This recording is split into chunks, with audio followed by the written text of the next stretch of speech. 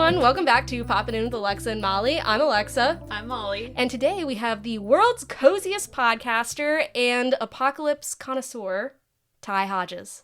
Hello, hello. I am swaddled in a blanket like a baby, and I am feeling back at home again. I love that. I'm so glad. That's like one of the things when I watch, so we're gonna get into The Last of Us today, but when I watch like these apocalypse shows, I love thinking about like, what's the one thing I would miss? And I'm like, a nice fuzzy blanket? Yeah, but if you lived in like, well, we'll get into it, but if you lived like where they live, like they do have blankets. But do they have like a blanket that I can get from Ross that looks like a taco? Well, no, you can't go to Ross. Okay, well. But they might already have them at the houses. True. They're always like making blankets out of like animals and stuff. And I'm like, I don't know, just go to like an Amazon storage unit. They've got to have a billion of them.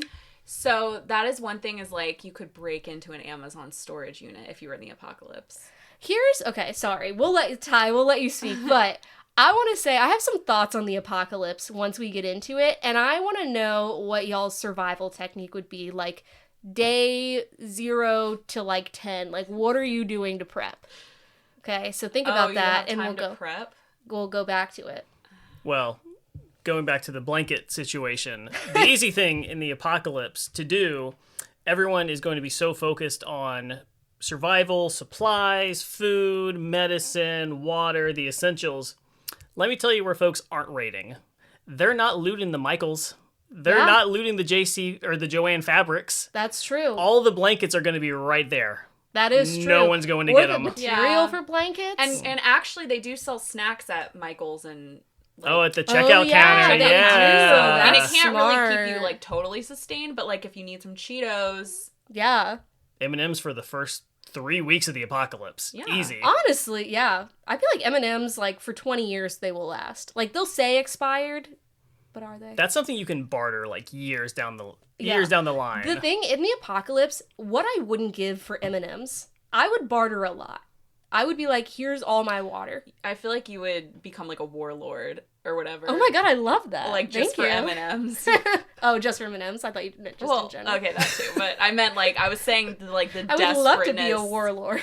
Yeah, a tyrant.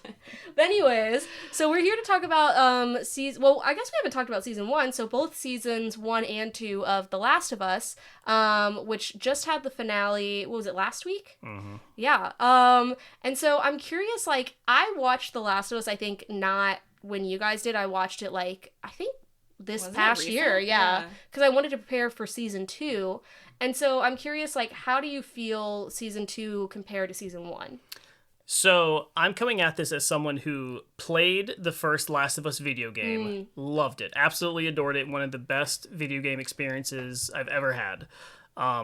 Watched season 1, loved season 1, absolutely adored it, did not ever get around to playing the second game. I have it downloaded on my PlayStation. I was like, I'm going to do this before season 2 gets rolling. Then season 2 just appeared, and I was like, never got around to that.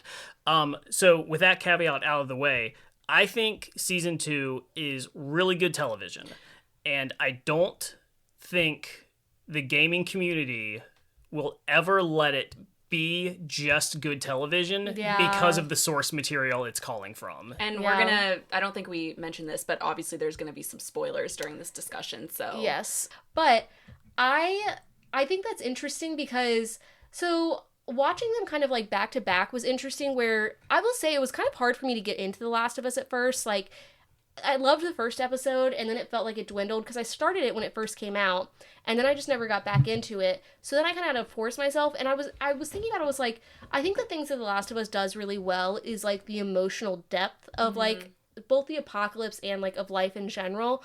But I think it's a very, I don't want to say slow moving show, but it's not as, I think, plot paced as maybe some other like The Walking Dead or definitely like those kinds of things. Plus there's less characters. Like in The Walking Dead there's like a whole it's like a what do you call that? Like there's just a bunch of characters. But with The Last of Us, it's very much obviously focused on Joel and Ellie's relationship. Yeah. But that's funny because I thought the first episode was very slow when I first watched it. But after that, I thought it was like, I like loved it after that. It didn't take me like the first episode of the first season. Mm-hmm. Oh, interesting. I thought that one was slow, but other than that, I felt like I got pretty into it.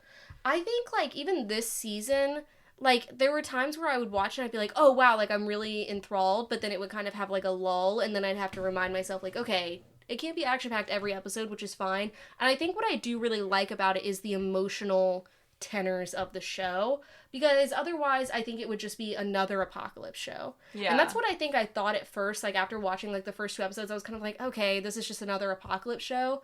And so I had to force myself to get into, like, these characters, and it really does feel like a character study by having, like, so few characters. Well, one thing that's interesting about this show is that it could have very easily become another Walking Dead, in the sense that the first season in particular has very few standalone moments with the clickers. You don't really get many of those high intensity moments where they're fighting off the undead, and they're more just dealing with the human conflict between Ellie and Joel, and then between the societies that have been built in this apocalyptic landscape. In the game, obviously, that's not the case, because you have these long stretches where you're fighting the fireflies, you're fighting the clickers, you're exploring and you're looting and you're doing all these things that don't necessarily translate into a good TV narrative. So they had to deliberately say, like, these long stretches of the game where the player is actually in control, we're going to strip that out and reduce it to essentially, like, the key narrative moments of this story. And by doing that, I think it did differentiate itself from a show like The Walking Dead that does have more stretches of the show that is more action focused. Yeah. Now, I haven't played the second game, like I said, but season 2 definitely seems more undead focused. Like, you had more of those set pieces. Spoiler, you already got the warning. But you had the giant horde assault on Jackson Hole, which was tremendous. So stressful. And here's the thing. That episode was so good. I watched that episode and I was like, I was like, what? I said, but also sad. Oh. That death was great. But it was, like, such a crazy episode. It was. And I was, like, watching all those undead, or what infected, like, come towards them. And I was like, they can definitely, like, get them. Like, they're so far out. But I play this game that I'm addicted to on my phone that's kind of like the same thing, where it's, like, hordes of creatures are coming at you. And I'm like, yeah, it's so easy to get overwhelmed. Yeah. Not that it's the same, but it just, like... that's what it would be in that situation. Yeah. And I will say, I told Chris when we were watching...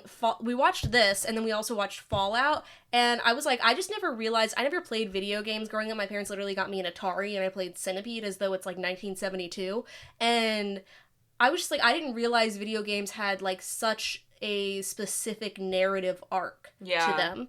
And he was like, yeah, like, what do you think people are doing? And I was like, again, I was playing Centipede. I don't know. But I thought you're just killing things. I don't know. The first time I realized that was when I was in high school. A friend was, like, talking about some video game he played, and he was like, I literally cried at the end of the video game, like, when I finished playing it. And I was like, what? And I didn't realize, like, they had, like, story. And Matthew just played a game where, like, he was done with it, and he was, like, literally sad that he was done with it. And I was like, I forget that they're, like, story arcs. Yeah, I was reading this book. It's a novel called Tomorrow and Tomorrow and Tomorrow. I think it says it, like, 3 times, and it's about, like, these video game developers, and it was actually really interesting, like, just, like, seeing the amount of, like, work goes into the story of a video game. And I'm like, I guess that does make sense, because, again, we're not living in the world of, like, Atari Centipede, so the thing that, like, draws people into a video game is probably the same thing that draws you into anything. It's the story behind it. It's the reason that we love, like, movies and TV and even sports. It's, like, the story behind it.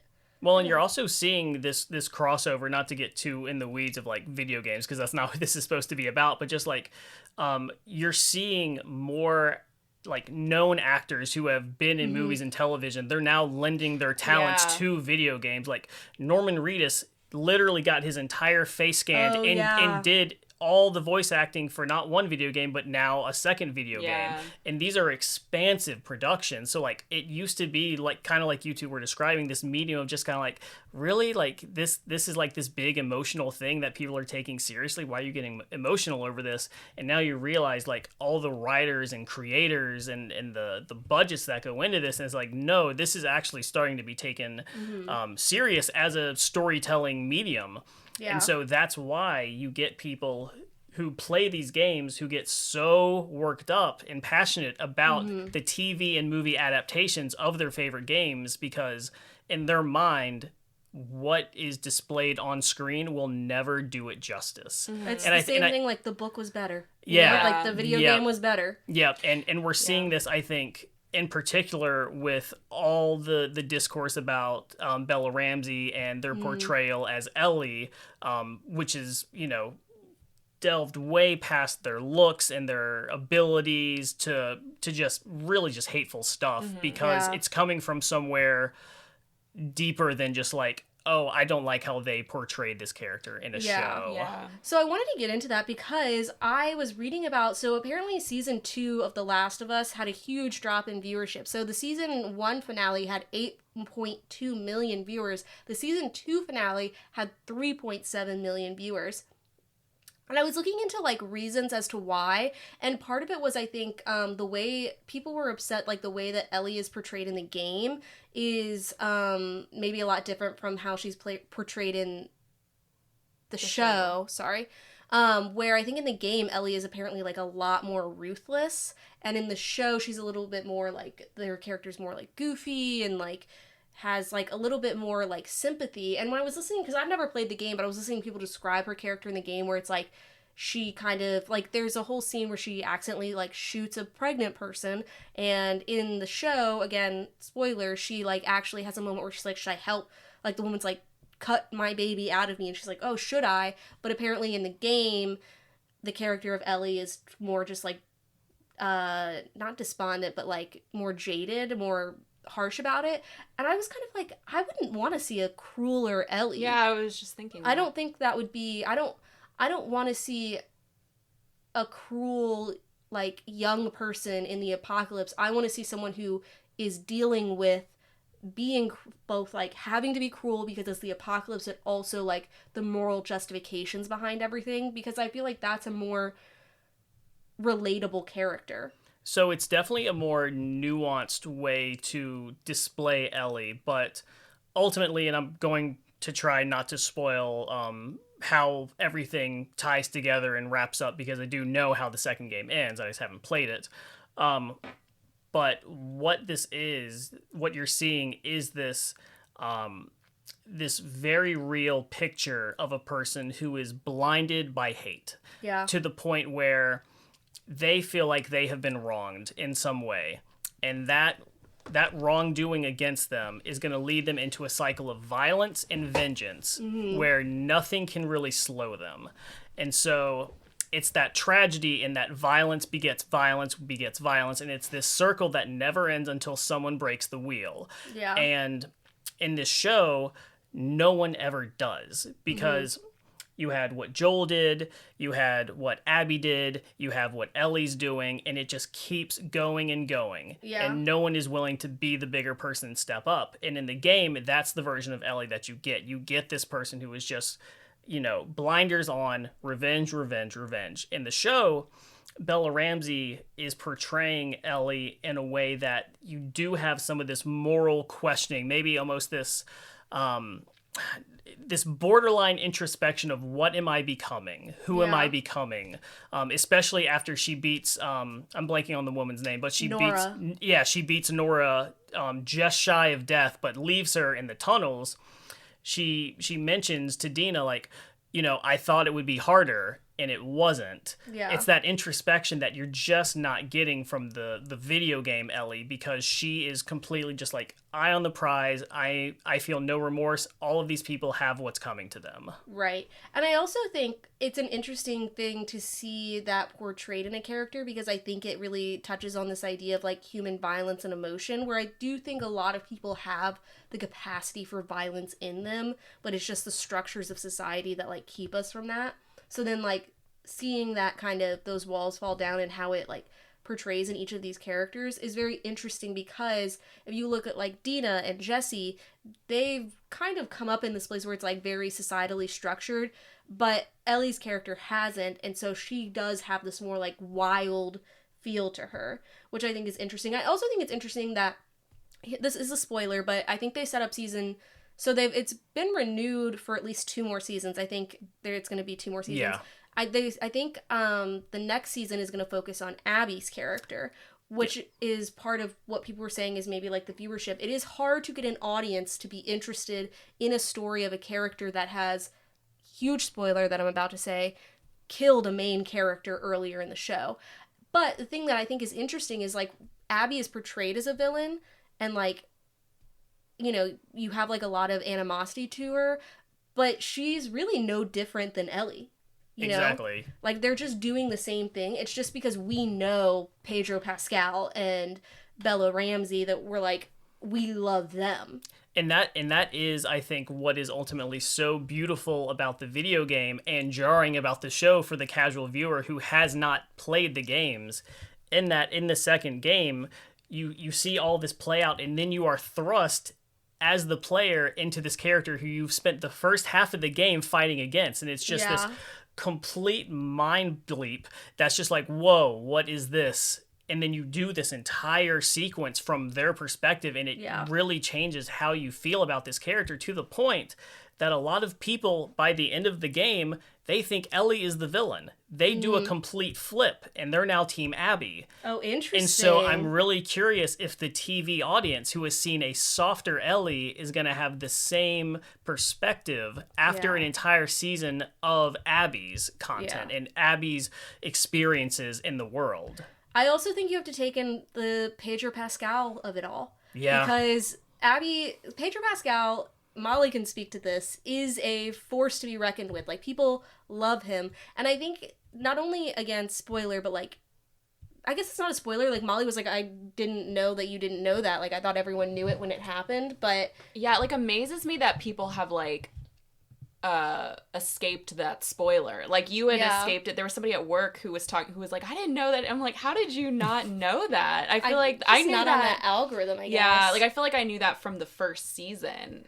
I don't know, but that's good. I'm jealous that you were, or maybe not jealous. That would suck to be. Okay, I'll be honest, I thought he was gonna, like, be alive. I was like, okay, she's beat him to near death. He's gonna be alive. And then they're just, like, showing his body being dragged by horses. And I still had a moment in my head, I was like, maybe rough. He's not dead. Maybe it's not really his bag. If this was The Walking Dead, you would have a point. Yeah, he hid under the garbage. But I think it's, like, hard. Like, I haven't seen a lot of shows be successful at, like, killing off a main character and then, like, people still, like, I feel like Game of Thrones did it, but they had a lot of main characters. Yeah. I think it's tough for this show because it's like Ellie and Joel. Right. And also, like, I remember what happened, you were like, Pedro Pascal died. Like, I don't know, I loved watching him on screen because he is, like, kind of a force to be reckoned with. So I do think, like, that really hindered viewership, and I think it's going to be hard for people to love Abby because, like, she killed Pedro Pascal. I think people were, with the exception of, like, you, I think people were prepared for it this time, because that's part of why people hated the character in the video games. And I think we talked about this before, but, like the voice actress that played Abby in the video games had, like, death threats. Like, she was, like, a hated character person. And I think this time, because Caitlin Dever plays her, who people love Caitlin Dever. I love Caitlin Dever. I love her. She's a phenomenal actress and I think, overall. Yeah, and I think, like, that is going to help a little bit, like, when you're talking about season 3. I think that will help because she's a phenomenal actor and people are maybe rooting for her just as a person. Because I think, like, when this season started, people were automatically like, okay, like, let's not give this girl death threats. Like, she had security on set, I think. Or I thought I read it's kind of crazy. Well, I guess not crazy, but, like, to take that role knowing. Like, I feel like a lot of actors maybe just wouldn't take that risk. But, I don't know. Maybe people won't respond that way because... Yeah, so I think that's what I'm saying. Like, I think people we're a little bit more prepared for it and are ready to kind of embrace her a little bit more than the video game character. So here's what worries me for season 3 is that... You know, we got done with what I think was a good season overall. Start to finish, I think it was a good, solid season. Mm-hmm. I don't know if people are going to be as willing to lean into the character of Abby after a 2-year break where they come in and want to see the resolution of Ellie's storyline because we got left with a cliffhanger. And it's immediately going to jump straight into Abby's perspective for the season. There's going to feel that sense, kind of rightfully so, of where's my closure? You left me with a gunshot and all of this ambiguity. It's going to be 2 years between these seasons. and I'm not even going to get the payoff of what you left me with for another full season. Yeah. That's going to be a tough sell, I think, for a lot of people, and they're going to have to be really, really good about how they balance that and, like, manage viewer expectations. I definitely think it's going to have to be a thing where I think it's going to be from Abby's perspective with some Ellie, like, drizzled in, because otherwise people Bella Ramsey said that they're not in the third season as much. Like, they confirmed that. I'm surprised Caitlin Dever is, like, committing to the third season like that. I just feel like she's such a busy person. Like, I feel she's a very booked actor, so I'm just surprised. I feel like she's such an up-and-coming actress in, like, the young actor world, because she's, like, what, in her early 30s, but she's been acting 20s? for, like, forever. Yeah. So, like, up-and-coming maybe for a long time. Yeah, but, like, I would say, I'm like, okay, she's been in a lot of stuff. I would say she's, like, in the world of, like, Zendaya, Timothée Chalamet, like, the people that we talk about with that age. She's just not in any movies. And I think, like, that would make a huge difference. Like, she's been in a couple movies here and there. But I'm like, she's a phenomenal actress. Like, I've seen her, I have accidentally seen, like, her whole oeuvre of work. Yeah. And even from Last Man Standing. I'll be honest, feelings aside about Tim Allen, I liked that show when it was on, and then she left, and it sucked. And I was like, oh, okay, maybe Caitlin Dever was, like, the magic behind this show. I just think she's a fantastic actress overall. And when you think about it, like, you know, she's been kind of this side character in the show to this point. Season 3 is going to be her show. Like, she's going to be asked to carry that season as it follows her story. Yeah. So really, from an opportunity standpoint, A, those HBO checks cash. And B, this show has a lot of viewership and it's been critically acclaimed. If you can successfully carry a season where you're kind of being dealt a crappy hand from a narrative perspective, it says a lot about you as an actor. Yeah. It does. I just question the viewership part because, like, the viewership did drop this season. Yeah. So I feel like it will probably drop even more next season. So I don't know. Yeah, I'm curious how that'll go. And you know what? I'll be honest. She's another hottie that we're throwing into the apocalypse, and I want to talk about that. So can I say something really quick? Can I grab the wine? I was shocked when I saw, and I'm not like trying to talk about people, characters' bodies, I guess, but... Can you at least do that into the mic? Yeah, we do that all the time. Set the stage. Episode, actually. Oh, okay. Sorry. I splashed. Also carrying on the tradition of interrupting for the wine. Yeah, I'm sorry. It's always when I talk. It's not a big deal. Not bitter. Well, it's either when you're talking or when I'm talking, usually, so... Anyways. I was gonna say, I don't know have you seen what Abby looks like in the video games? No. It is shocking. Like, and I'm saying this, like, she is so muscular, but I've never seen like a woman look like that. So I was just like, oh, right? Like I'm so Scary. She obviously looks a lot different than Caitlin Dever. But the thing is, she also, like, in this, I'm like, I could see that casting, you know? A lot, yeah. Well, the funny thing is, like, I think a lot of people are so mad with the casting on this show because Caitlin Dever looks a lot more like Ellie from the video game. Yeah. Matthew actually was saying that the other day. I think Caitlin Dever maybe just looked too old, maybe.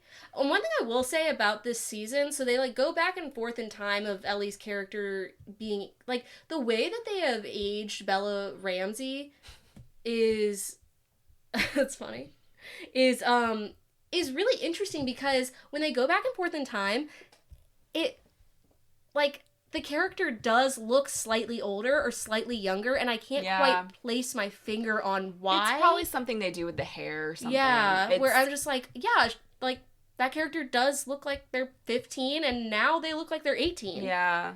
It's so interesting. Like, they did a really good job with that. But yes, I want to talk about all the hot people in the apocalypse, okay? Because I sent you this thing, and I think I sent it to you too. Why is Dina so beautiful? Why is she wearing mascara and lip balm every day? And also, I mean, I know it's different for men, but Jesse, hot. I just want to throw that out there. The last episode when I was watching him, I was like, Jesse can get it. Yep. He's both hot, he's caring, he's, like, responsible. I was like, wow. Yeah, I liked him. I bet the fan fiction pops off on him. I know there's a bit of an age gap there, but Pedro Pascal or whoever the actor that plays Jesse is. So that's Tough one. I don't know. I'm joking. She's a Pedro Pascal tote bag. I saw those arms in the cutoff the other day. I was like, I did not know. I was not familiar with your game, Pedro Pascal. He's really fit right now because he, I guess for Fantastic Four, but like he is that weight. I want his waistline. Mm-hmm. I want his Beautiful whole figure. Man. Beautiful Honestly. man. But for The Last of Us, they try to kind of like, I guess, daddy him up a little bit, so he's like a little like. Yeah, I hate sometimes when they like add gray to men in shows because it's like so obvious. Like it just never looks natural. He's supposed to be in his 60s on the show, which is crazy. And he's stressed. He's been through a lot. Yes. You get the grays going when you're going through stuff. But if he's in his 60s, that makes sense. But the grays are reasonable. I just think I never see it look realistic in shows. And also, I want to say something else about realism in shows. Okay, so spoiler, but Dina is, we find out, pregnant at the end of the season. Every time I see a woman throw up on television, every single time I'm like, oh, they're going to be pregnant.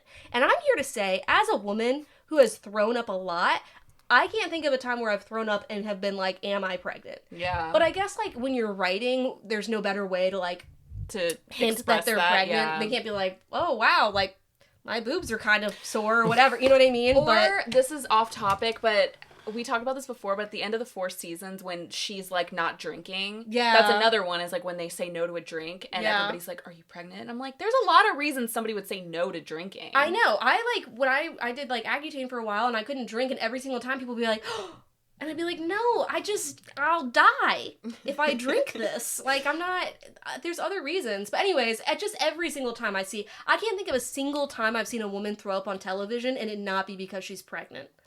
I'm going to be a dad. Yes, which that line was quoted a lot for why people, like, didn't enjoy Ellie this season. They were like, why is she so goofy? I liked it. It was the writing, I gotta say. Some of the writing was interesting. Yeah.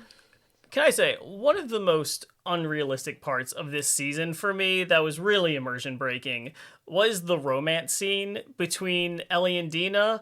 Because from Dina's perspective, and I say this as a man, get your stank apocalypse hands out of my pants. I literally was thinking that What are you doing? That is Infection City. What are you doing? Whenever I watch any of these apocalypse shows, because, again, I feel like I've watched apocalypse shows where it's always the women look so beautiful, usually. Mm-hmm. And I've had this fear. I remember we were going to go to Bonnaroo a few years ago for like 3 days, and they were like, there's no showers. And I was like, how am I going to shave my legs, mustache, and beard?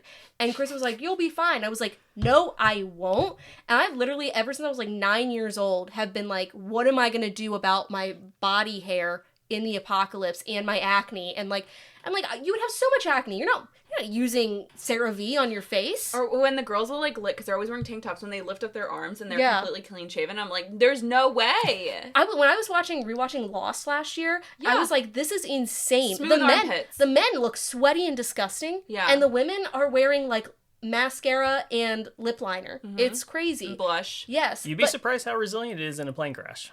Exactly. I guess so. Well, because of your bags. You find so many people's bags. A lot of cushion in those bags. Mm-hmm. But even in, like, and that's what I think about, like, in the apocalypse when people are just like, we're just, like, having sex. I'm like, I would be like, can we just get some water? Like, just rinse ourselves off. But again, with them, they're living in houses, so they're probably fine. But this was, when they hooked up, they were, like, traveling. Yeah, they had just come from, like, the subway and, like, getting, killing people, just, like, running through the normal mud. day. Yeah. And there's the whole scene where she's like, oh, morning breath, and then she eats the beef jerky, and they make the joke, she's like, is that going to be any better? And she's like, probably not. And I was like, I would just be like, ugh. Also, are you guys not brushing your teeth anyways? Like, do you not have anything? I'm guessing they're not traveling with a travel toothbrush. But also then I have to remember, okay, they're like 18, 19, and that's like Horn Dog City, so maybe they just don't care. Maybe. I don't know if they're thinking of it like that in the writer's room, you know. I would be. Add me to that room. I'll let them know. Listen, it's going to be extra tragic when Dina dies of whatever infection she gets from that scene. Yeah. Yes. Well, not from that arrow. I was thinking from Ellie's arrow, but sure. Yeah. I was just like, okay, interesting. But yeah, it makes me mad when I see like overly hot people in the apocalypse. I'm just like, why is your hair so clean? Dina does look great. Every single scene. She's looks stunning. tremendous. Yeah. Stunning. And she's wearing like low-rise jeans. I'm just like, what? Anyways, those are my thoughts on that. I think about it a lot. Yeah. But like Jesse is very hot, but also like he's hot in a boy way where it's like, yeah, I don't need to go to like CVS and pick up my makeup. I don't know. It makes me mad. And I also, the chemistry between Ellie and Dina is interesting because it's like, it made me kind of mad throughout the season because it did feel like Dina was like yanking her chain. Whereas like, I can't remember if it was this season or last season when we get the backstory with Ellie's friend from before. Yeah, season 1, yeah. And that felt more, like it had more chemistry to it. Whereas like, I don't know, I just didn't get the vibe between these two, which is interesting. Yeah, and I don't know how much of that is having Bella Ramsey as a scene partner. I don't know, like, I don't know if the viewers, like, see that connection there. And I don't know if it's because of, you know, I don't know if it ties back into Bella Ramsey's appearance or just, like, their outward appearance or how their personality or, like, their sexuality or any of that. But, like, I don't know. I think this is a case of people looking at like traditionally hot person versus like non-traditional looking person for TV, because Bella Ramsey does have a unique look for TV, and I think it might be people just looking at that and being like, I don't know if I buy it. And here's the sexism of it all, because do you know how many hot girls I see with like the men and nobody says anything like on TV or whatever, but because it's to like in terms of gender coding, the characters are both supposed to be like female coded. I think there's like a lot more like sexism to it where it's like, why aren't they both like super hot? And honestly,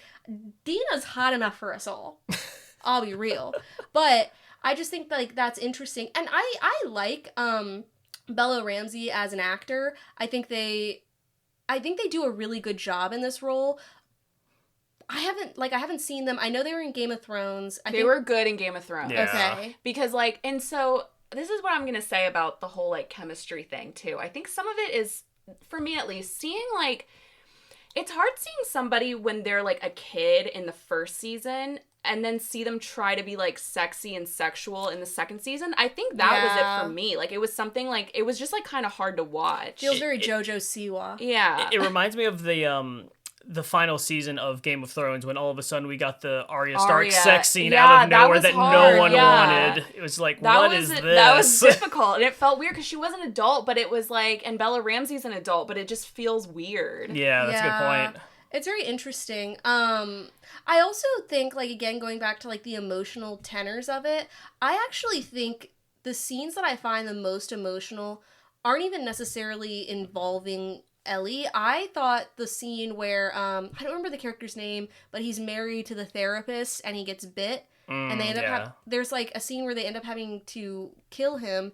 It kind of brought me to tears a little bit, just, like, him looking, he was like, I just want to, like, see my wife. I want to hear her last words. Why couldn't Joel just do that? Like, I still don't understand that. Because he's all about community. He's very much, like, he will do anything to protect people. But tie him to a leash or something. Like, do something where you could at least keep them, like, apart.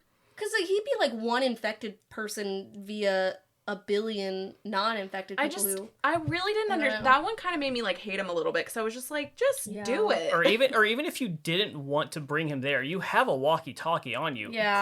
Put her on the other end and let them talk at least. I know. Yeah. I just was like, that just was, like, really fucked up to me. I will say, though, I did think it was very kind of fucked up when he lied to the therapist about what happened. I thought it was even more fucked up for Ellie to be like, that's not what happened. He died brutally and he could have been here.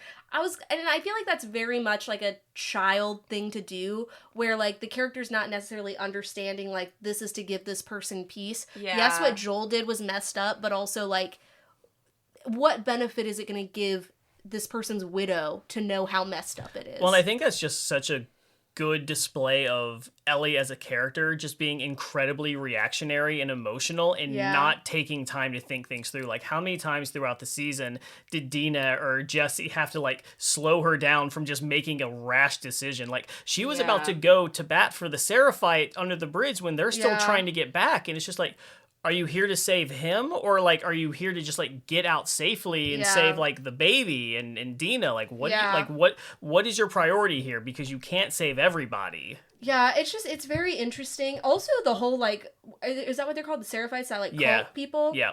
They are so scary, but also I wonder if like the next season they're gonna get into like that whole people more, because I am curious, like they probably are being portrayed as scary because we're seeing it from a perspective of people who don't know who they are.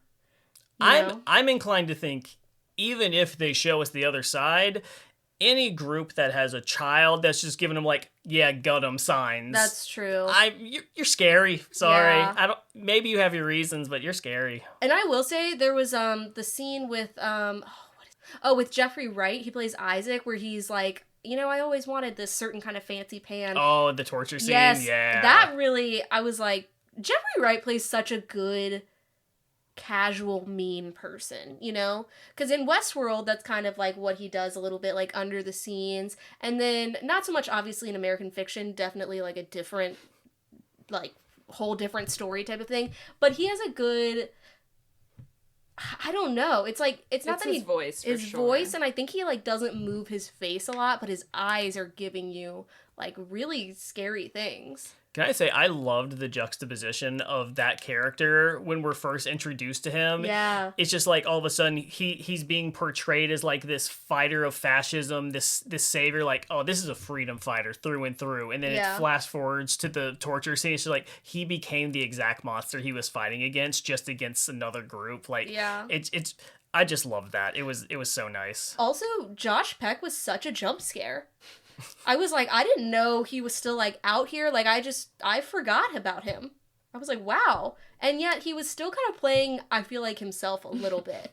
Like maybe like a douchier version of himself, but still, I was just like, oh wow. Hello, sir. Interesting. Whoever his agent is, I mean, he was an Oppenheimer randomly. Yeah, oh my God, I'm like, he has a great agent. He but the thing is, he does and he doesn't, because he's like in these big things, but he's not like prominent. Like I forgot he was in Oppenheimer. Has like I think, I could be wrong, but I mean, he was at one point like an influencer. Like he had like a YouTube thing. So I mean, if that's what, he might just be acting on the side, to be honest. Yeah, that's true. I wonder how much a cameo from him would be worth, because he's got to be on Cameo. I feel like he's not. I almost feel like he's too like. I'll look it up. We'll find out. Yeah. I'm on it. Thank you. But overall, I'm curious to see, like, I'll be watching the 3rd season. I'm curious to see from like a writing standpoint where they take it, because it is quite a tough pivot, and I don't envy that writer's room. Yeah. Are you okay? He's not on Cameo. I didn't think so. Wow. Yeah. Cool. He's I too stand big for corrected. that. Yeah, he's on The Last of Us. I guess Last of Us star. He was in Oppenheimer. That's crazy. Star of Oppenheimer. I will be honest with you guys. I think this is a safe space. Yeah. I will probably not be watching the 3rd season. Wow. I've noticed you've been like kind of quiet, and I'm curious. I was surprised you finished this season. I was part of that drop in viewership, I'm gonna be honest. Wow. Yeah, I didn't watch every episode. Okay. Which ones did you watch? A little bit of a fake here. So I watched the first 2. Wow, a snake in the grass. Okay. I watched, did I watch the 3rd one? I might have watched the 3rd one too. And then I watched the flashback with Joel. With Pedro. And then I did watch the finale. But I couldn't do it, you guys. I thought the writing on this season was Riverdale-esque. Really? Wow. Like, I which did. parts? The parts with, like, I couldn't stand Dina. I just, like, couldn't. What? Yeah. Interesting. I didn't like Dina and Ellie's relationship. Like, I didn't, like we were saying before, I didn't like their chemistry, really. And I think it was part of what I was saying about Ellie, but I also I didn't really like Dina's character. I just couldn't, and it wasn't just because Joel left, because I was prepared for that, but I just felt like when it was showing, I think Bella Ramsey is good, and I think they did what they could, but I just didn't think, like, the writing was that great. The dad, I'm gonna be a dad thing, like, really got me, and, like, it was that, but it was, like, not just that line, but, like, it, to me, represented, like, all of, like, how they were, like, I just couldn't, like, I just did not think the writing was that good. But some of it, like we were talking about, like, the fights, like, or when they came into the community. Like, that second episode was amazing. It was phenomenal. And the way they killed him off, I thought, I'm not upset that Joel died. It was just, like, where they took it. I think they just write, I'll be honest, most characters better than they write Ellie for some reason. Like, Ellie, I think, is very, like, emotionally interesting, but sometimes just feels too, like, reactive or, like, not, like doesn't have, like, enough dimensions to her. Whereas, like, they did, like, again, Jesse, and not just because I think he's hot, but I loved where he was talking about, like, you know, Dina's pregnant with his baby, but then he just gives a short little quip about, like, this girl who visited, and she had been painting landscapes, and Ellie goes, oh, were they good? And he's like, no, but I bought, like, 6 of them. And it was just, like, just that little story gave me so much depth into that character, versus I think they are trying so hard to give Ellie that depth that it doesn't feel genuine sometimes. But I get depth from Ellie. Like, I think the character is well written at least from season 1. I felt like I got a lot of depth from Ellie from season 1. Yeah. But season 2, I don't know. I just didn't think, something about the writing just, to me, was just like, ugh. Like, I don't know. Yeah. Now, let me ask, did you feel that way in the episodes where she and Pedro Pascal were on screen together? So, in the flashback episode, I loved. In the first episode, and this is when I first started to think this was literally the first episode, I didn't like the first episode. I thought it, again, like, I just felt like something was really off. And, yeah, I think their scenes together were good. I thought I thought it was all fine. Again, I thought the second episode was great, but I just, for some reason, I don't know, just the writing, and it wasn't just Ellie, like, I mean, Jessie is good, but I just didn't think, like, I just wasn't interested in any of the characters, like, I genuinely. can't think of who my favorite character was. I do like Dina. I thought I did not like Dina. Like, I don't know, I found her, like, very grating to me, and I'm not sure why. I think I didn't like her for a portion because, again, I thought she was just, like, really playing Ellie. That's what I thought, too. But I think, like... And so when they did get together, I just was like, okay. I do think she's, like, a good compass for Ellie in terms of, like, she's like, hey, maybe we shouldn't just run in broad daylight and, like, try to kill these people where they can see us. Yeah. No, but what was I gonna say? I thought Abby was, like, a well-written character. I liked how they portrayed her in that. Yeah, I think they did a good job. I'm interested in seeing the emotional depth behind her, like, in the next season. But I think also, like, again, the narrative structure is so interesting where it's like we're with Ellie and Joel, especially even in the first season, and then it's like we're kind of learning about, like, these other people. And then we're with Ellie and Joel sort of again and learning, and they don't do that as much this season. And I think maybe sometimes, like, I think it took some of the interest out, where I was like, in the first season, I loved seeing them cross the country and see all these different people and, like, the way people had survived and stuff. But in this one, I just was kind of like, okay, like, I don't care enough about this community. Yeah. And there's only, like, 2 people that I care about. Catherine O'Hara as a therapist was very interesting. She was kind of making me mad where I was like, just be nice. I know, please. but then we don't know, like, but yeah. That was another one. I love Catherine O'Hara. I think she is literally the most talented person ever. Like, genuinely, I love her. And she's having a renaissance. She is, but I didn't like her character either. Like, I thought the writing for her character was, like, weird. Everything just felt off this season. Yeah, I just was like, imagine going to see your therapist and they're wasted. But I guess it's the apocalypse, so, like, beggars can't be choosers. And just, like, mean as shit to you. Oh my god. If my therapist was ever mean to me, the fact that he went to see her is actually wild of him. But I guess it's like, this is the only therapist probably on the continent. Talk to, like, your hand or something. I don't know. Like, anything than the person whose, like, husband you killed. Yeah, but so, okay, back to my question at the beginning. So if you, like, were in the apocalypse, like, what is your survival strategy? Because I think about this a lot. And so I'll go first. Mine would be, no one ever thinks of the libraries, okay? Like, yes, you need food and you need water, but you know what? When that runs out, you're going to want to know how to grow some herbs out there. You're going to want to know how, like, what is, like, this mushroom versus this mushroom? How do I build this thing? Go to the library, get yourself some resources, because I'm telling you, people won't be thinking about it, and you're going to need that long term. Because I don't know how to survive. I'm a smart person, but I don't read survival books, but sure as hell, in the apocalypse, that's what I'm going to be getting. Plus, like, water is needed. Do you guys look at me differently now that I said the thing about season 2? What? No, I kind of knew that about you. Really? I was surprised when you, like, you never said that you've watched the whole thing, but, like, you said it without, like, saying it, like, you got around it. Yeah. And I remember being like, that's shocking, considering what we had talked about, like, before. Yeah. Just want to make sure you guys weren't mad at me. Ty just gets up and leaves. I'm furious. Yeah. I'm leaving after this segment. He's popping out. Well, he actually might be. To answer your question, Alexa, my first thing, I'm getting to the coast immediately. I'm getting a boat. It can be a big boat. It can be a little boat. I'm getting on the water, and I am riding things out for at least a day, giving things time to calm down, because I don't think zombies can swim. People don't really get on boats in the apocalypse. It feels like if you can get on a cruise ship or something, like if you know how to fish, you can survive out there. Water is the big issue, but are you a nautical person? No. Okay. I do have an expired boating license, however. Okay. It counts. You know what would help you with that? A library.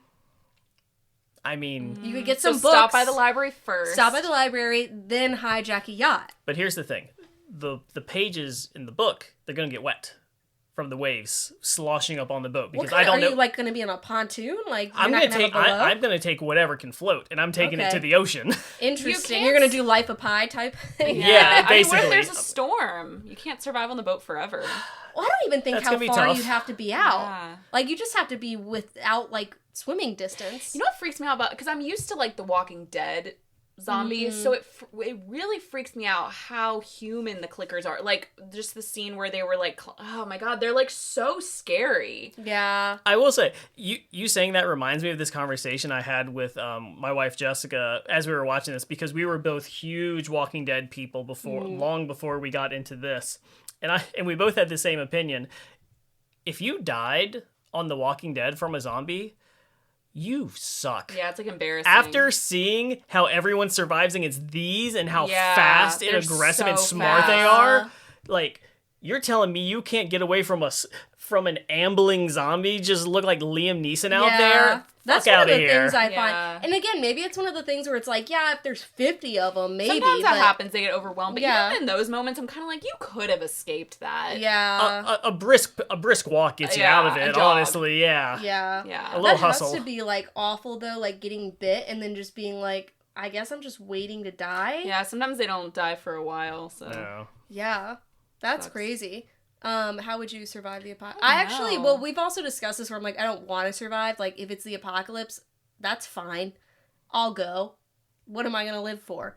You know, if I don't have my streaming, if I don't have my dog, I'm good. Who says your dog's not going to make it? You've seen my dog. Poe is a ride or die. Poe is going to... I strap her to my chest and I, like, shoot the zombies.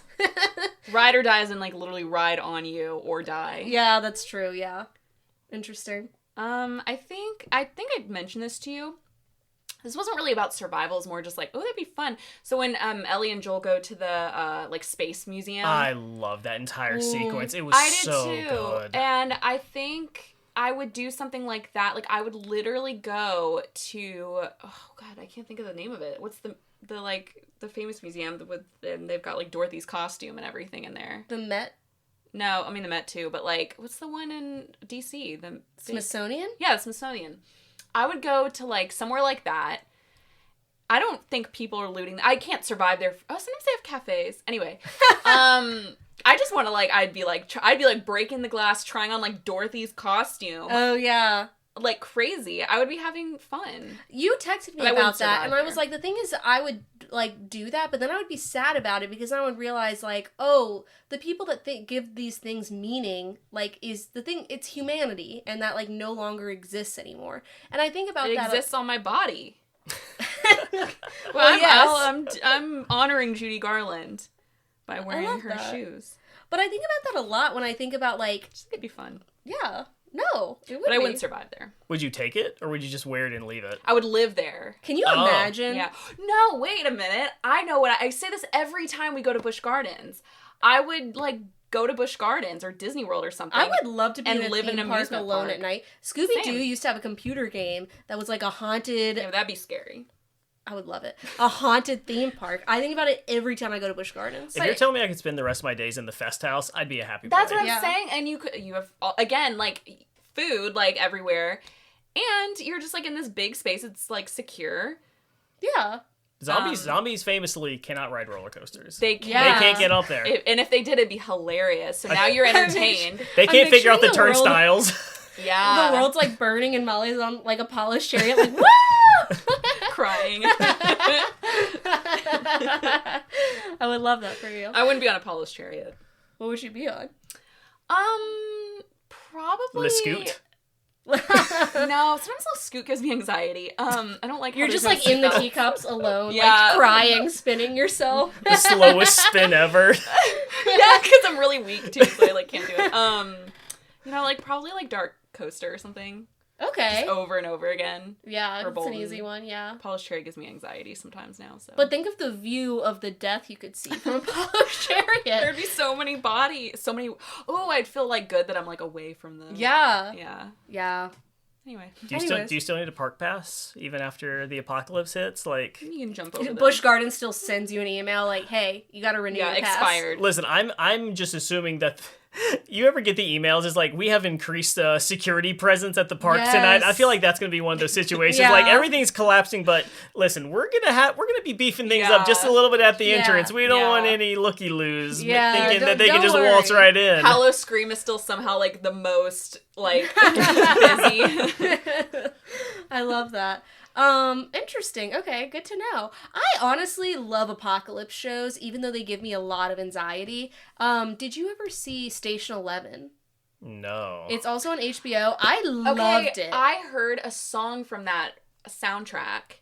Okay. It's something, the name of the song is something about, like, wolves or whatever, but it's so good. I was like, what is this, like, folky, like, vibey soundtrack? And I looked up, that has, like, Mackenzie What's-Her-Face in it, right? Okay. Probably. And I looked it up and I was like, what's her face? Is it the one where they're putting on, like, Hamlet or something? Okay, Macbeth, whatever. And I was like, this sounds like a fun show. Yeah. Okay, so it's not even, I don't know if it's fun. It's just, like, really an interesting take on the apocalypse because That's what I mean, yeah. It's like, it's not like a zombie apocalypse where they have to fight people. It's literally like there's a contagion that's happened, and then it fast forwards like 20 years or something, and you just see how people live, the people who are immune, and how, like, people are still, like, seeking out, like, a sense of art and belonging and community while also, like, in the wake of, like, an apocalyptic plague. But it also, like, it'll go back and forth in time, and this is one of the few times where I'm like, the show is better than the book. The show was phenomenal. It made me cry. It was like, it's just a very beautiful show, just kind of like about humanity and survival and endurance. I thought it's amazing, personally. Not to derail, but, like, that apocalypse genre in general is just one that always kind of, like, gets me. Do you guys have, like, is there any one, like, genre or, like, specific plot, like, overarching narrative that, like, really just, like, hooks you immediately? Do you mean, like, in the apocalypse? No, or he's like, saying, like, not necessarily, like, in general. Like a setting type situation. period piece. Yeah. Well, that was easy for you, Yeah. Done and done. There we go. You like cozy horror, I think. Yeah. Not to answer for you, but No, that's true. I love anything where it's like people are in a cabin. folk horror. Yeah, folk horror as well. Yeah, but he was saying like Oh yeah. But yeah, like definitely something where people are like at a cabin. That always gets me. Did you love Cabin in the Woods? I did love Cabin in the Woods. Yeah. Yeah, that's a good one. Do you stay in cabins often? Mm-hmm. Okay. Did you ever watch what is it? No Vacancy or whatever? Vacancy. Scared me a lot. Yeah, that's a good one. Because like on like at the lake and stuff, and at the lake I like am always like I need to watch a horror movie where people are getting killed. It's like I literally will watch like a horror movie about like people getting killed at a lake while I'm at a lake with like a glass door and it's just like darkness outside. That is the perfect vibe. Other question, what is a genre that turns you off? Like where you're just like, I'm never gonna watch anything in this genre. I'll go first. It's usually like action films. Like I watched Mission Impossible for the first time recently and it was good, but I was just like, I can see why I didn't watch this for the past 30 years. Well, that's a genre. So, like, okay, are we saying, like, a setting, though, type thing? But I guess something that, like, turns you off. But also, I'm going to say quickly, like, my second one would probably be Apocalypse. Like, I love Apocalypse shit. You should, Ooh, maybe I'll give you Station 11 as a design. Okay. I was like, a DVD box set. Yeah. You go next. I don't know. I'm never seeking out any sort of like Western or like I love Westerns. Why didn't I say that? Anything that's happening like in the plains or anything. The plains, Dust Bowl. Really? I don't give a damn about what happens in the plains. Kansas, get out of here. I changed my answer completely. I love Westerns. Wow. What's a spaghetti Western? I actually don't know. Love spaghetti Westerns. What is that's crazy because you hate spaghetti. It's about this has nothing to do with spaghetti, but kind of.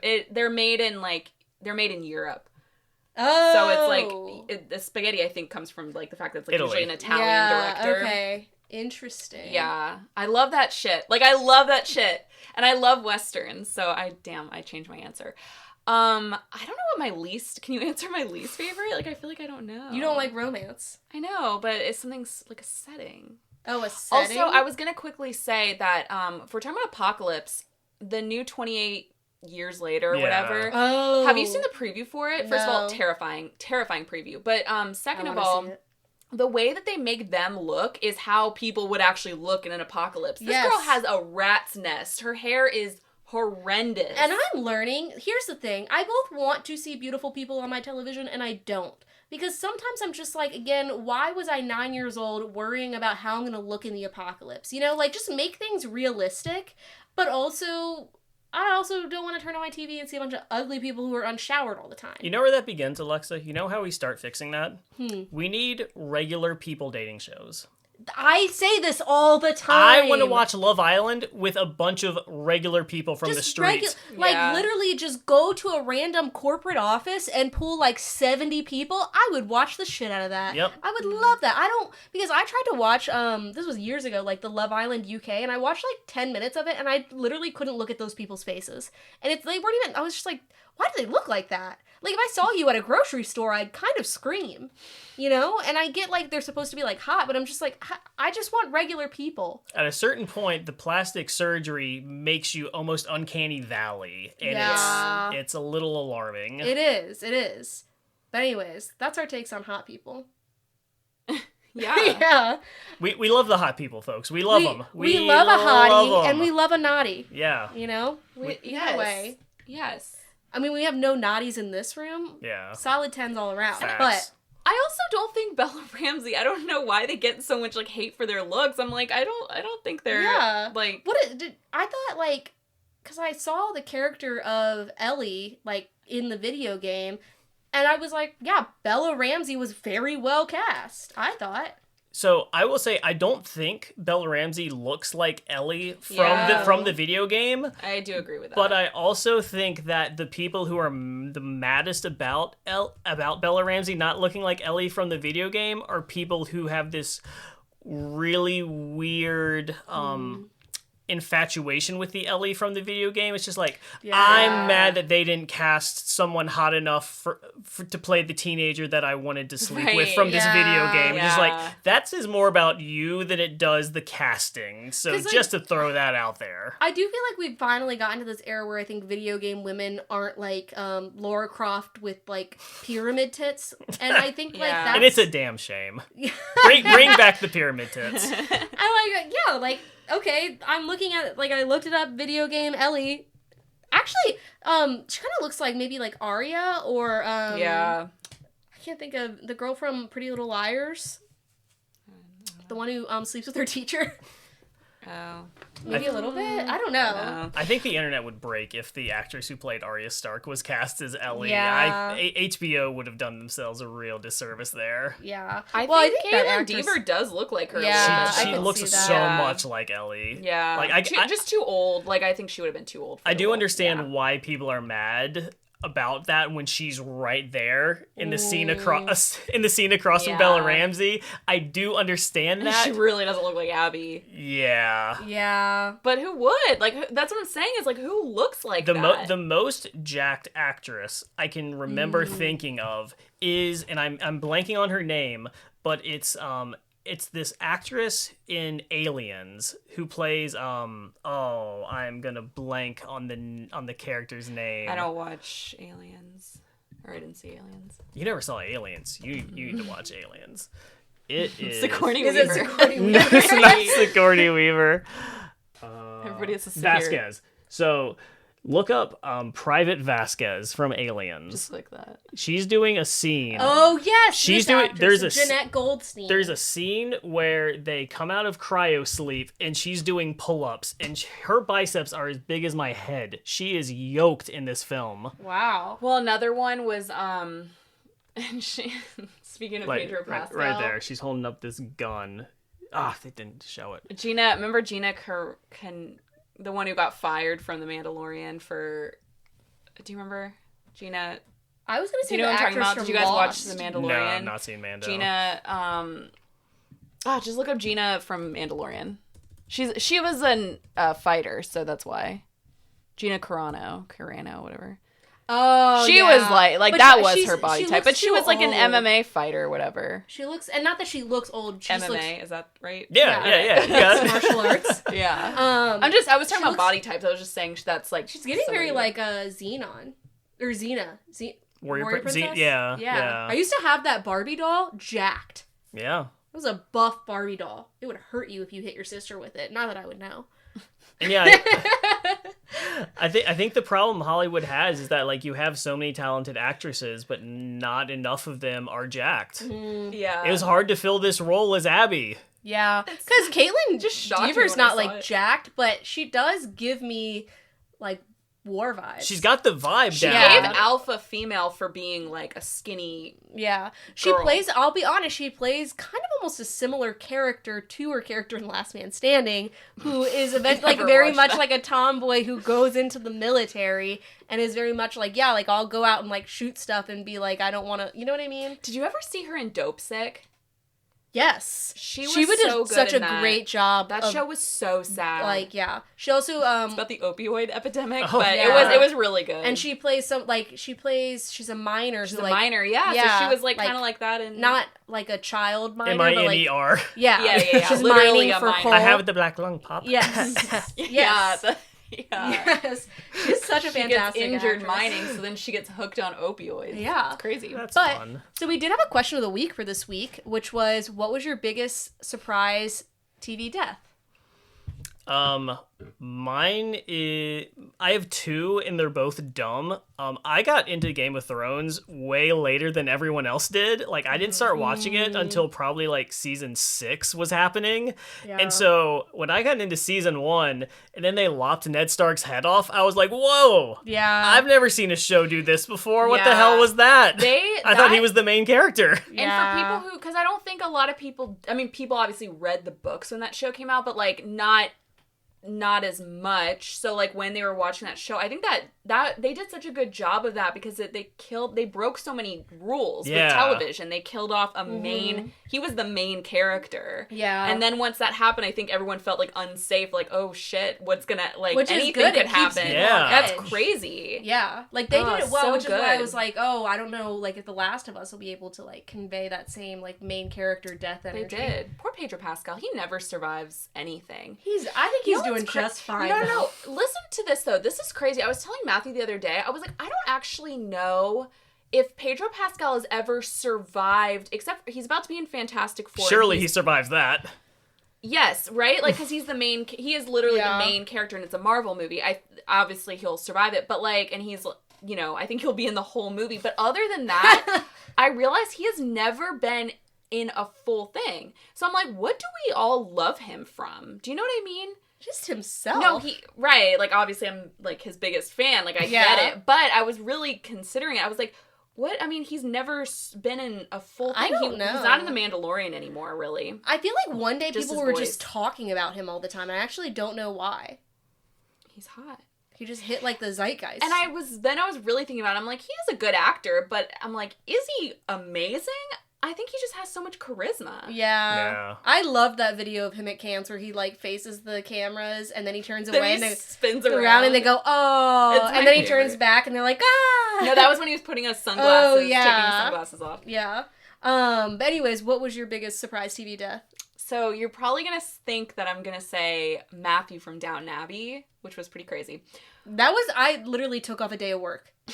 When he died, I'm not kidding. Granted, I also hated my job at the time, but I was very distraught. And that wasn't surprising in a good way like Sybil's was. It was surprising in like Downton Abbey spoilers. But it wasn't surprising. It was surprising in a bad way where you were just like, what? Why is this man now dying? And then, like, because you had so much emotional investment into him. I cried. Okay, yeah. I was so upset. That's not who I'm going to say, though.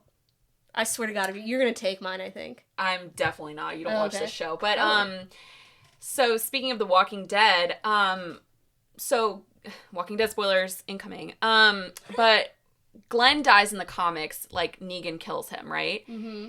And it's like super brutal, and that's how he dies. Well, in the show, there's a whole cliffhanger, and it's like really stupid. But when they return in the 7th season, you find out who actually gets, because you just see Negan hit somebody and you don't know who it is. Well, it turns out to be another character. And so you're like, oh, thank God it's not Glenn. And then, like, 20 seconds later, he kills Glenn. So he kills a second character, and it was so... I literally screamed because I didn't see it coming. I was fine with Abraham going. It was fine. I was too. I was like, that's good because he is a lovable character, but I'm also like, okay, bye. And now it frees Rosita up to do whatever she needs to do. Yes, and I remember I was watching it with my roommate, my college roommate, or I was just watching it. She had looked it up for some reason, so she was like standing by, waiting for me to find out so she could hug me. Like, I started crying. I was like, what? It's really funny that you say that because my second one actually was from The Walking Dead too. And it was Carl. Yeah. When they killed him off, because I read the comics. I know. And the books and like all and played the games. And in the comics, after a certain point, Carl becomes the main character of the storyline. Yeah, he carries on the legacy. Yeah, and they kill him off and for reasons. It was cheap. Yeah, that's around the time that we dropped off. It was like same. this is not happening. Yeah. So I have two. I'm gonna break the rules here a little bit. So the first one, huge spoilers for Succession, but oh yeah, duh. That's why I thought you were gonna take it. I'm just gonna say it. If you haven't seen the show, so don't listen to this. When are you planning on watching the show? I don't know. Maybe. Oh, it's so good, Ty. Okay, then I won't say it. But if no, you've just seen, say it. Okay, when a huge character dies, it happens in such a jarring way, and it's like not it's so good. Literally, like Chris and I were sitting there, and we were like, "Oh my God!" Like, and it's not like a shocking death because you think that like this character might die at some point. The whole show, you're waiting for this like. But when he does, it is. You're just like, "Whoa, holy shit!" It's so crazy how they do it. Like it I remember like. I just watched it by myself in bed one night, and then like the next morning, and I was like in shock. And then the next morning, I saw like a text from you had been texting me, but I like didn't see it because I was like it was charging or whatever. And I like it was so crazy. They literally the LA Times I think did a full page ad for it. They did an obituary. Yeah, full page obit. It was crazy. It was so good. You have to. Which is like you cannot avoid spoilers in this modern world. I'll just say they don't let you. Yeah. Yeah, but my second one is, and this is more like a death that like impacted me emotionally. And it's not even a show that I'm like, I love, but the way they did it. So it's a show called Firefly Lane. It has like Katherine Heigl, and it's about these two friends, and it shows them in like the 1970s and then in like present day, like throughout their life. And one of them ends up having cancer and dies. And the way that they do it, I literally was watching the show with my mom. I was bawling. It is hugely, I was literally like, please God, don't look at me. Like, I was crying so hard. They did it. It was such a huge emotional thing. It was crazy. I thought of another one too. This isn't my top one, but it reminded me. Oh wait, you haven't finished it. Mad Men. You finished it, right? Yeah. Okay. When what's his? Right. Yeah. Well, yeah. When no, I can't think of his name. Cooper. The old guy. Yeah. Sterling Cooper. So Roger Yeah. Sterling and something Cooper. Yeah. What's his name? Anyway, when he dies, that was really jarring to me too. And that's crazy. Then his ghost shows up. I was like, ugh. That's crazy because my other one I was going to say was the death at the end of, huge spoiler for Mad Men, of Betty. which like you never see her dying, but it's just like it was really, I don't know, it really struck a chord with me. I just remember he sings, and it was like so good. I literally cried. Oh yeah, so good. Anyway, yeah. So we had some answers. We asked if you ever want to see our question of the week, just go to our Instagram at Poppin In Podcast. We post almost every week. Yeah. Lest we forget. We do have lives, so sometimes it happens. Yes. And so Megan stole yours or you stole Megan's, Ty, but Megan said Ned Stark in Game of Thrones for sure. And then I don't know, Eric might have thought we just meant Last of Us, so he said Jesse. And he said, well, that was a shock. He said, well, damn, the whole last episode got me effed up. Didn't see any of it coming. So, Jesse's his. Okay. And then Liz said, niche, but the only show I've ever quit watching a show over was Charlotte on Harlots. I love that for her. Charlotte on Harlot. Yeah. Which, have you watched that show? I actually haven't. It's one of the few period piece shows that I haven't, but it is in my queue. And then it is on my list. Yeah, because I asked her, I was like, wait, what is that? And then she explained it to me, and I was like, I've asked you this before, and you've explained it to me like that before. Because I realized, like, she explained it, like, the same way, like... Who, Liz did? Yeah, like, I was like, wait, what is that? And she explained it, and I'm like, oh, I've definitely asked you this before. Oops. Oh. And then, huge Better Call Saul spoilers, but Cordy said, Howard from Better Call Saul, which was, if you watch Better Call Saul, that was pretty crazy. Huh. Yeah. But, so was there anything else that you wanted to cover? This is not a shocking TV death, but I do have a shocking TV revelation. Ooh, okay. Did either of you watch the Rugrats reboot that occurred? All Grown Up? No. It was a remake of the original series that was relatively recently done. No, I didn't know they did that. Yeah, and they modernized it. So it's all the original characters, but in like a more modern world. Scary. And in the first season, there is a revelation that Tommy's grandpa is bisexual and used to date men while in the Navy. Giving White Lotus. Yeah. Wait. How does that revelation occur? Because Angelica takes his phone and he has a dating app on his phone and she's swiping on men and women. And so and she's thinking she's ordering like pizza or something. And so a bunch of people start showing up at the door for him. And the first man shows up and he's like, oh, I haven't thought about this since like the 70s or something like that. And I was just like, whoa, I am unprepared for this. Where did this come on? Like it came on like... Hold on. It's on like Paramount or whatever? Yeah. It's wild. Let me... I mean, like, yeah, I was gonna say that's wildly inappropriate for a kids show, but then I'm like, that kind of would happen on a show. Yeah, it's on Paramount Plus. Maybe not the bisexual part, but like, I could see like a plot line of a kids show being like they accidentally invite all the old flings of like. Yeah.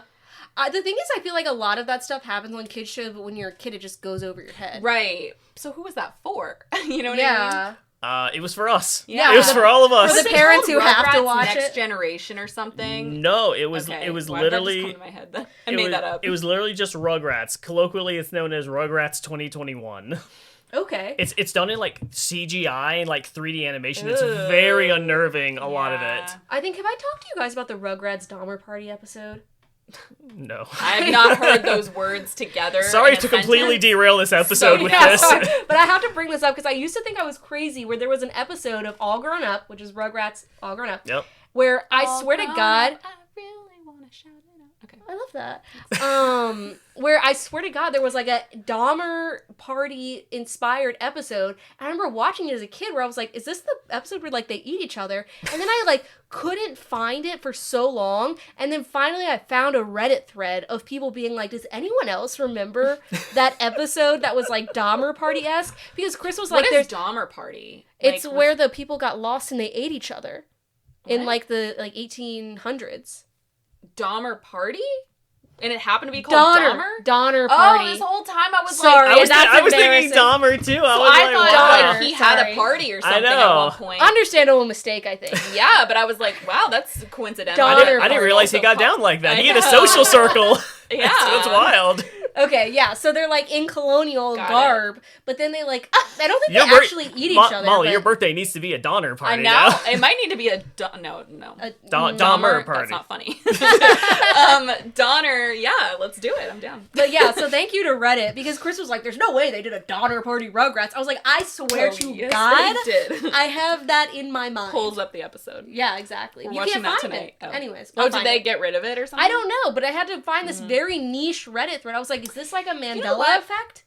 Unpopular opinion, maybe. I don't think they should take episodes off of, like, platform, like, offensive episodes. I think they should keep them on, shame yourselves, and put, like, a little thing in head of it and be like, we're sorry, like, there's gonna be some offensive things in here, but, you know, here's why we did it. Like, yeah, because Chris and I, because South Park is being switched to a different streaming platform, and so they're taking off certain episodes. So Chris the other night, he's been showing me select South Park episodes for like the past 6 months to like get me into it. We actually talked about this on the last episode. Yeah, yes. This is a great time for an update on that process. That memory, so he was like, let's watch all the ones that they're taking off, and some of them I was like, yeah, I can see why they're taking off. Some of them I was like, this is not the most offensive South Park thing I've seen. Sure. I don't even know what you're talking about. Barely watched it, you know? So it's just very interesting, like, I don't know, censorship, boo. Yeah. Even though, like, it's offensive, let people learn and censor themselves if they need to. Yeah. My favorite show of all time is It's Always Sunny in Philadelphia. It's a show predicated on being horrible and offensive. That's the whole point. Yeah. The fact that they have, that Hulu is missing like 7 or 8 episodes from that catalog while the entirety of season 1 still exists is wild to me. How you pick and choose what is too offensive to be on. It's the picking and choosing that I don't appreciate. I'm like, okay, so that you're choosing that to be offensive, but what about like other things? Yeah. Like, who's making that decision? It reminds me of like when we were watching the Saturday Night movie and they have like the woman who goes through the scripts and is like, you can't say this, you can't say that, or whatever. And I was like, that seems like a shitty job to have. Yeah, she was shitty. That character was shitty. But then did you see the documentary? We watched the documentary on SNL. The person that does it currently seems really cool. Yeah. Yeah. But also, I guess, like, I get it, like, you're probably trying to, like, avoid lawsuits. But still, definitely. I just don't like censorship in any form, even though I know sometimes it is necessary. I always think of, I was thinking about this the other day, it all comes back to Jane Austen, but I love, like, there's always this thing where it's like her dad let her read whatever she wanted when she was a kid, which is, like, obviously different in 1775 versus now. But, like, they were like, yeah, so that, like, influenced her as an adult. Like, she was able to form her own opinions. Like, she read things that were bad, she read things that were good, and she was like, I am learning about the world on my own, and now we're stuck with Jane Austen. And now, and that's how you get Pride and Prejudice. And zombies. Yes. I still haven't watched that. Really? How have you not seen that? I know, what an apocalyptic thing I haven't, like, talk about, okay, apocalypse and period piece? Why haven't I seen it? Oh, I bet that was so loud. That 100% peaked. Yeah. It's fine. It's fine. Yeah, I'm trying to think if there are any. I feel like there are. Why would there be, actually? Why would there be an apocalypse during a period piece? I'm talking to myself. So. Why not? Is the question. True. Why hasn't the apocalypse... Maybe it's already happened, and we're just living... Did we rebuild? Yeah, and we just don't know. We've been censored. Wow. It's kind of like when you watch Game of Thrones and you're like, you're like thinking it's in the past, and you're like, wait, there's no dragons. Like, this could be in the future. Yeah. Oh, yeah. Isn't that weird to think about? Wow. Deep thoughts. Mind meld. Yeah. But anyways, I think, is that all we have to say about The Last of Us? I think so. I feel like Molly was done talking about The Last of Us like an hour ago.